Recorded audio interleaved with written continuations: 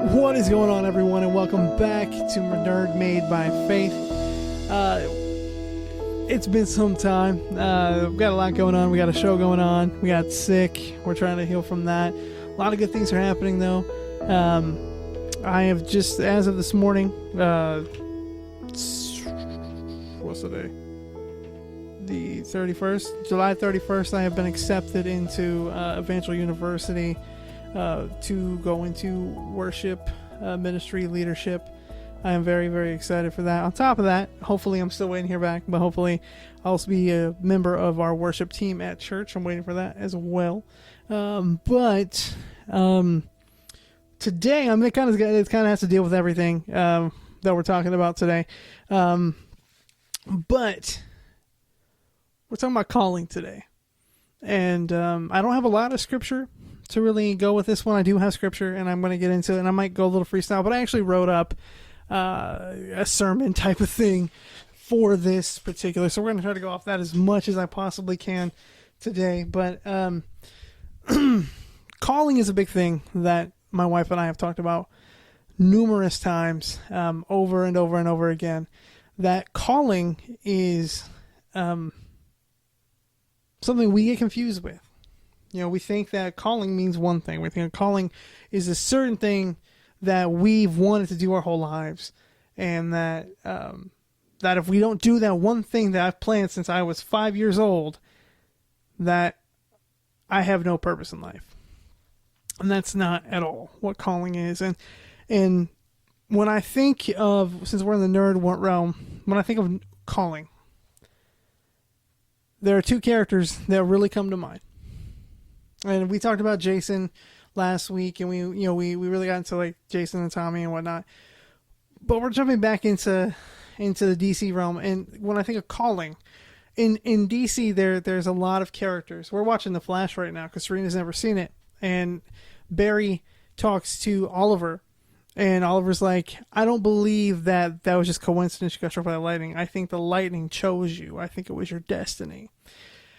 If you look throughout DC, there's a lot of destiny in there. And if you don't know, my favorite hero of the DC world is Nightwing. I love Batman.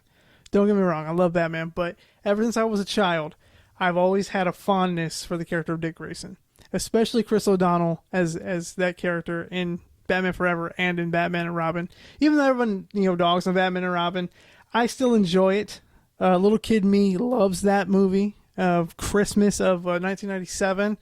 I loved it because my mom bought me the Bat Hammer, she bought me the Bat Cave, she got me all these figures. I had a Mr. Freeze figure, man. I had all these things, and I just loved that movie. Batman's been a big thing of my life, my whole life. And as I got older, Nightwing really became more prominent for me. And I actually had a car that I called Nightwing. I don't have the car anymore, but Nightwing is just one of my favorite characters, and there's huge reason why. If you really get beyond Burt Ward and the 1960s version of Robin, as much as I love his performance, and without that we wouldn't have what we have today with the character. There's just I hate the word nuance, but there's a nuance to the character that some people don't get. And I think you can't really love Robin, or you can't love Nightwing without loving Batman, because they're two halves of the same coin. And we're going to talk about it today. We're going to talk about, calling, and what does that mean for the character of Nightwing, and even a little bit of Batman, and even a little bit of Tim Drake. But where this really all started was I was scrolling through my Facebook, and I saw a post, and someone had put a comic strip on there from Batman issue number 500, and if you know, that's in the arc where he gets his back broken, Azrael has to take over as Batman. Well, there's this moment where Azrael's kind of kicked Tim out of the cave, so he's outside pouting, and Nightwing shows up, and they start talking, and he knew about Bruce, but he didn't know what was going on with this whole Batman thing, because there was a Batman out in the streets running rampant and doing his own thing. And he thought it was Bruce. Well, come to find out, it's this this person that Bruce picked, and that person is Jean Paul Valley, from the Order of Saint Thomas, or AKA Azrael, and one of the Azraels. I'll say that. And anyways, he was doing things that he was kind of going berserk. Anyway, so they started talking about it, and it really hit him. Tim told him that Bruce wanted to keep it a secret, and Dick was like, yeah, but from me, of all people, he said, I had to find out from Barbara, like, some of this stuff was happening. And he really takes it personal that Bruce picked Jean Paul Valley to be Batman and not him. And he says directly from the comic, he didn't ask me. And Tim goes, would you have accepted? And Dick says, if he asked. And then Tim reiterates, would you have wanted to? Dick says no. And Tim says he knew that Nightwing has become his own man beyond his shadow. And that's what's crazy is there is a thing in us. We say we don't want it. Parents own a shop, and parent is injured, can't run anymore. So rather than asking you because they know you don't want it, they ask somebody else. But the thing was, they never asked you. And so you get this kind of feeling of like, well, I could have done it. I could have taken it over. It's like a pride thing, right? But that's the thing. Dick was never called to be. He was never called to be Batman. So, like, for those of you who don't know a whole lot about him, and I said this, he was the first Robin. He was the first son of Batman. The one that brought light to Bruce Wayne. Bruce Wayne was a very dark person after his parents died. He was a dark person as an adult. I'm sure you've seen some of these, some of the movies. My favorite's Batman Begins. He wasn't super dark, but there was a lot to him. If you see The Batman with Robert Pattinson, he was very dark, very vengeful. But when Dick Grayson enters his life, he changes. And you can kind of see that in Batman Forever a little bit. In ways, Dick grew up and became the man that Bruce wanted to be. He wanted to be this hopeful person. He wanted to be this person that helps out people. Yes, Batman does help out the innocent, but Batman has a lot of anger behind that. Batman has a vendetta with that. He's very brooding. He keeps to himself. Nightwing isn't that way at all. I go on to say this. Eventually, being tired of the anger and brooding, Dick left to become his own man and not follow Batman. And that's kind of what led down this rabbit hole for the next Robins to kind of come in. But we have to look at, there's different interpretations of what happened. You've got the comic, I'm sure there's a couple of different comic ones. There's some in the cartoons. You kind of see a little bit in the movies, the older movies. But my favorite is, and it's the closest to what I wrote, because we wrote an audio drama a couple years ago, and we put it on. And I'm actually playing with the idea of doing it again. But what happened was, if you go to the episode Old Wounds from the animated series, I think this is the New Adventures actually. If you go to that, it's an episode all about Nightwing and him telling the story to Tim Drake of what happened. And Batman was just getting so violent. He was attacking a man in front of his children in his house.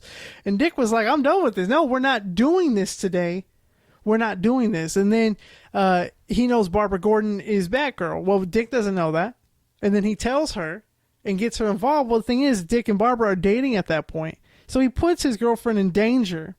Doesn't bother to tell him, and he has to find out this way. So he's done. He's done because Bruce doesn't care at this point. He doesn't care. It's a little different than what we do for ours, but that's one of the closest representations. It's just he just has enough. He's fed up with it. And like I said, this leads into other Robins coming in. We have Jason Todd, who's the next one. Jason Todd had fun with it. Batman found him whenever he was, stealing stuff. He stole the rims off the Batmobile, or the tires, one of the two.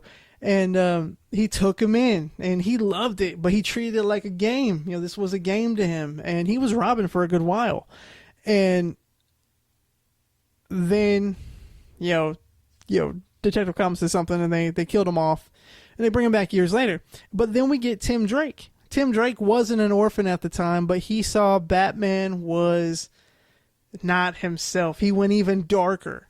And so he took it upon himself. He took the calling upon himself to go out and find Bruce Wayne. He knew who Batman was. He knew who Robin was. You know, he had seen Dick Grayson perform at Haley Circus and saw that Robin was doing some of the similar things. So he took it upon himself to go out and find him. And he told, hey, you need a Robin. Hey, you need a Robin. Poked the bear so much the bear said, fine, come in. And it is said in the comics, they all agree that he is the best Robin. Now, we do get Damian Wayne later on. I don't talk about him a whole lot at all. It's not that I hate Damian. He's just not my favorite. I don't like the idea of Bruce having a blood son or a clone son. Essentially, that's what Damian is. Test tube baby son. But, you know, I not that I don't like the character Damian. He has a lot of growth. But right now, Tim is my favorite Robin. Dick is my favorite, hero, Nightwing. And then Batman, of course. But let's continue. You know, let's go back to, so he left Gotham, right? To pursue something new. He went to Bloodhaven. And he took on the name Nightwing. Now, even though he was raised by Bruce Wayne, Batman, he looked to Superman a lot like that uncle who was outside of the problem, and he'd go to him for advice. He does that a lot. He does it a lot still. But Superman tells Nightwing, or tells Dick about this hero named Nightwing back on Krypton. And that's where he takes on, in this version of the story, that's where he takes up the mantle.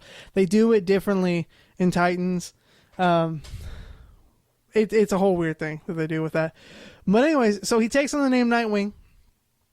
Though, for a season of his life, he was to work and live with Bruce and work with Batman in his shadow. He was led and called to another city. And that is something that we tend to lose in our minds, right? We tend to think that where we're currently at is where we're going to be stuck at for the rest of our lives. And we forget that life and time works in seasons. Right now we're in summer, right? We are in summer. It's July, not January. It is July. We're going into August. Soon we'll be in fall. That is the season. We're at almost near the end of this season. I know it's long. I know it's hot. It's been a huge heat wave. But it's a season of our life. And that was the thing that Dick realized, is that I don't have to stay here. I'm going to become my own person. And he moved on. And then he went to Bloodhaven. Even though, he would return sometimes, make a call, go and help out in Gotham and whatnot. He never wanted to be Batman. He never wanted to be what Bruce was trying to mold him to be. He never wanted to be that. And he took it upon himself not to be that. He wasn't called for it.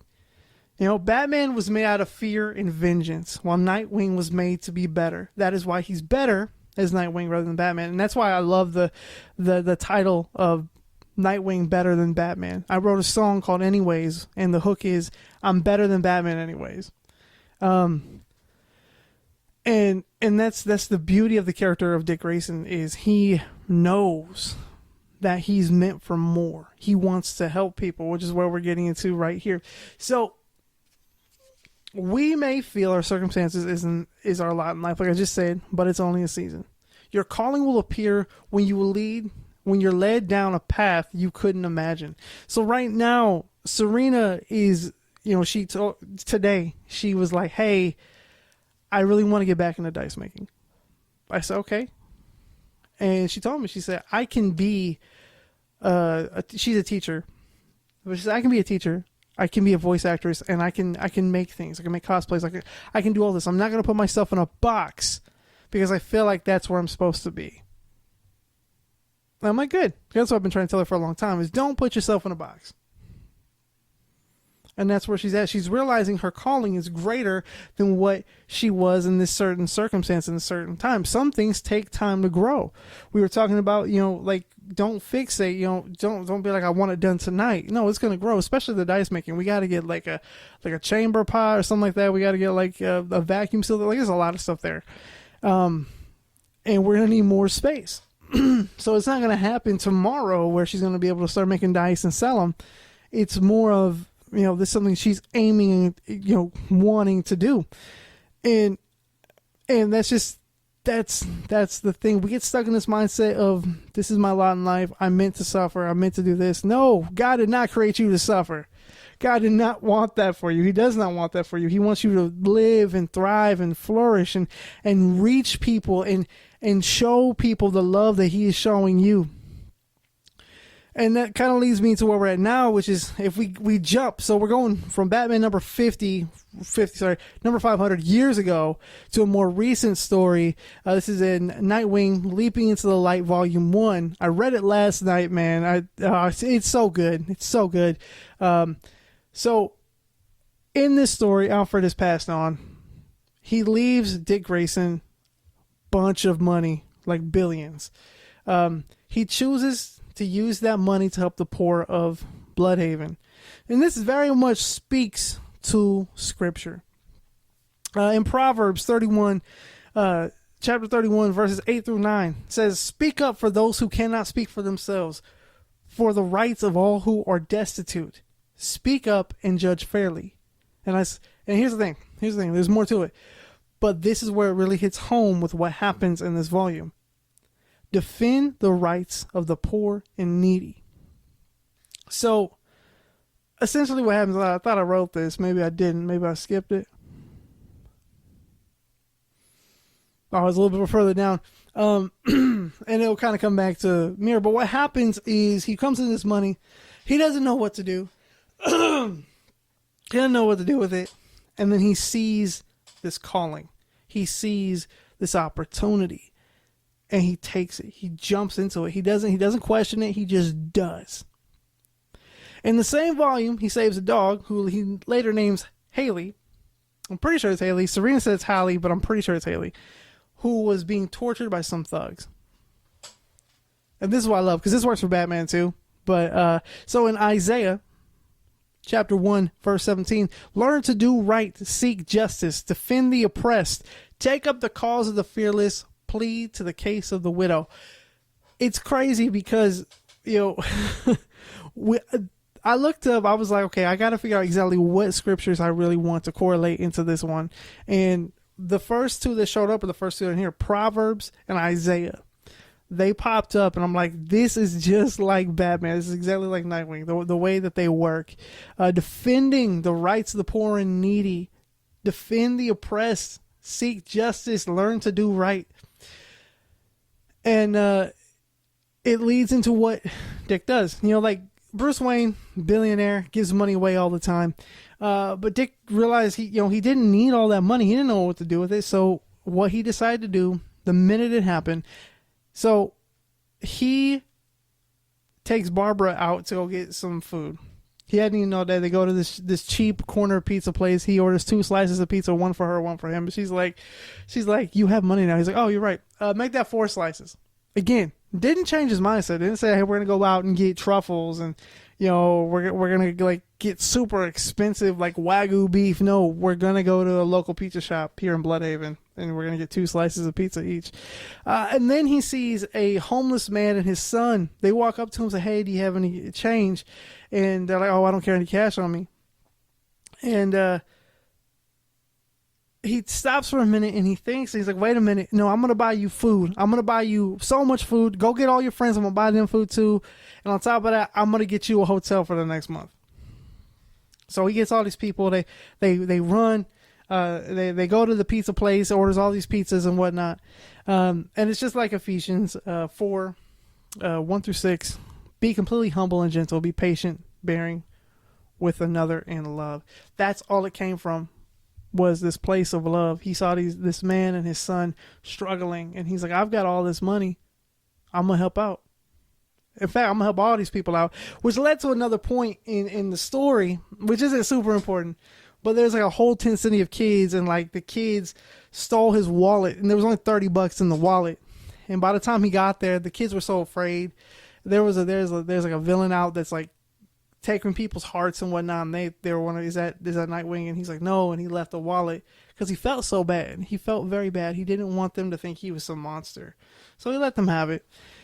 But the point of all this isn't that what happened with the kids. The point is our callings will manifest in time. It took Dick Grayson his whole time with with Batman as Robin, and even part of his time as Nightwing, to realize he had this opportunity to help. Yeah, he didn't get it until his father figure died, but he set it up from the beginning. It was planted from the beginning. It just took a journey to get there. He didn't know Alfred had billions of dollars. He didn't know that. Alfred's like, I don't want the money, but it was left to me when the Waynes died. You know, I had a bunch of stock in Wayne Enterprises. And so he left it to the boy he called his son, besides Bruce, because Bruce already had money. But he left it to the one that he knew would make a difference. The one who would take that calling and run with it. He had planted it from the beginning. So our callings will manifest in time. But the path God puts us on prepares us for those moments just like that. Alfred had been working with Dick and it became this thing for whenever he died. You know, he didn't see his death coming, but he kept on like adding to it and adding to it. He left the money to the son that he knew would do right with it. And it comes back to this. Nightwing isn't Batman, and he was never meant to be. You're not meant. You may want to be Will Smith. No, you don't want to be Will Smith. I know some of you don't. You may want to be like Channing Tatum. You may want to be like John Cena. You may want to be like these big time people out there who make all this money. I know we're in the strike right now, but there are a lot of billionaire actors who aren't really having to worry about the strike. It's the smaller ones.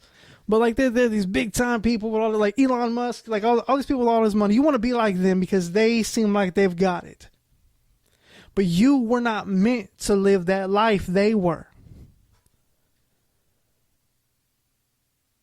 No one but Bruce Wayne was meant to be Batman. Although there have been people to wear the cowl from time to time, Bruce Wayne was meant to be Batman. He went down that path. That seed was sowed for him a long time ago.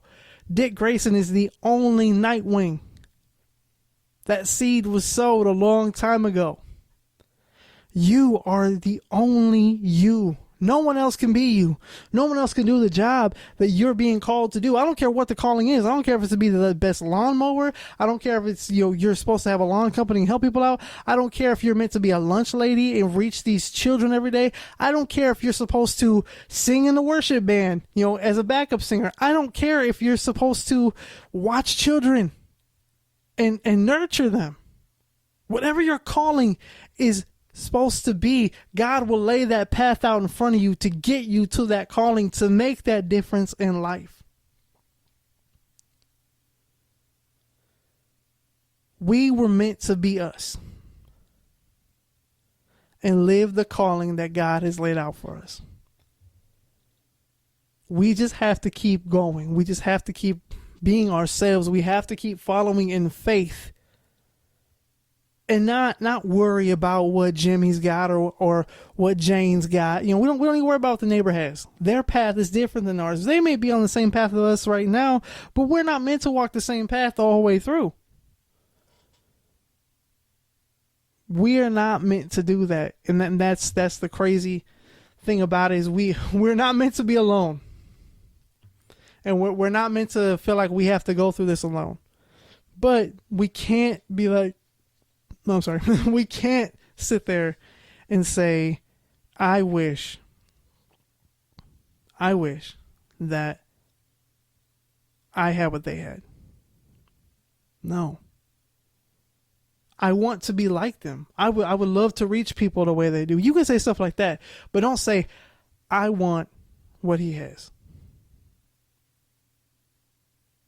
You don't. You don't know what path he had to take to get there. You don't know what fire God put him through or what fire God's gonna put him through. This is just a season in his life that you're living next to him with, but you don't know what's up ahead. I love, Pastor Stephen Furtick says it, like she didn't know what was in chapter 8. She didn't know what was coming in chapter 9. We do because we have the Bible. We read the Bible. We see what happens, but we weren't living in it at that moment. When we live in that moment, we see things happen to people. Like a theater friend of mine, Peyton, he got accepted a job out in Santa Barbara to be like a head tech for their theater. He left last week I would love if a theater called me and said, hey, we want you to come write for us. I would love that. Is that my calling? I don't know. I know right now in this season, God has opened up a door for me to go back to college to get a degree in worship and leading through worship. God has opened the door. This whole thing, this whole podcast of Nerd Made by Faith was me sitting in the car on a way to an interview, and God said, Nerd Made by Faith. I'm like, that's what I'm going to do. I'm going to do this. I'm going to take the things that I love and share the gospel through those things. That is what I'm going to do.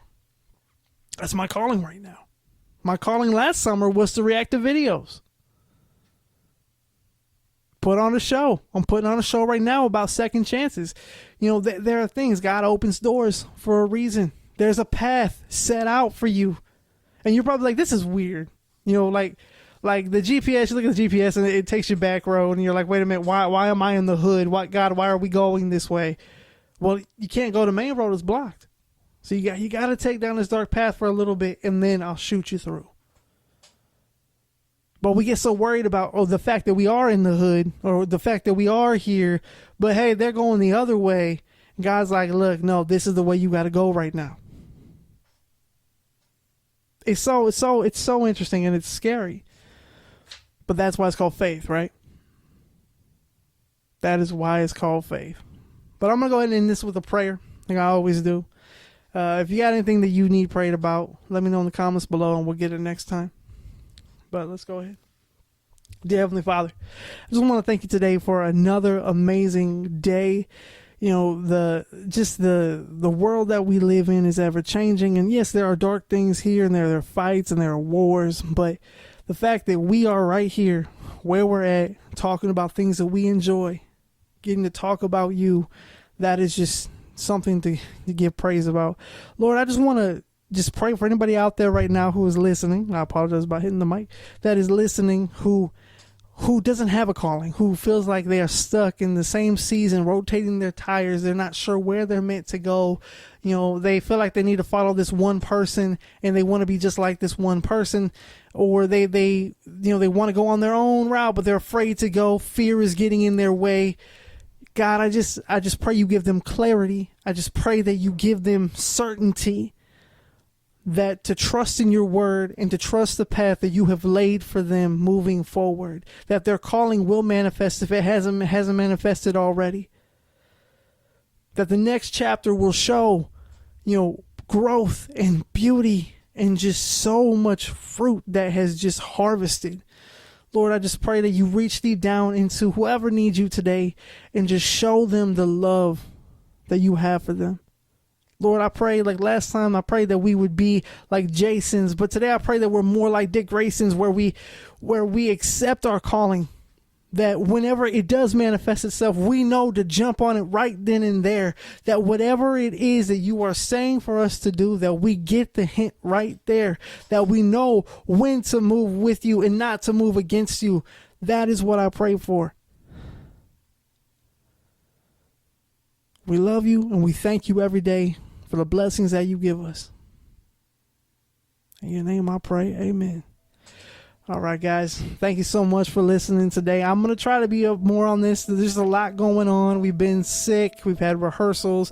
I've started working a demolition job, so that's a little bit hard to do. So they're not every day like I plan for them to be every day, but they may be a little bit more scarce when we get on here. But if you feel led to share this with somebody, please do. This is one of the shorter episodes. And I just hope you guys have a great day.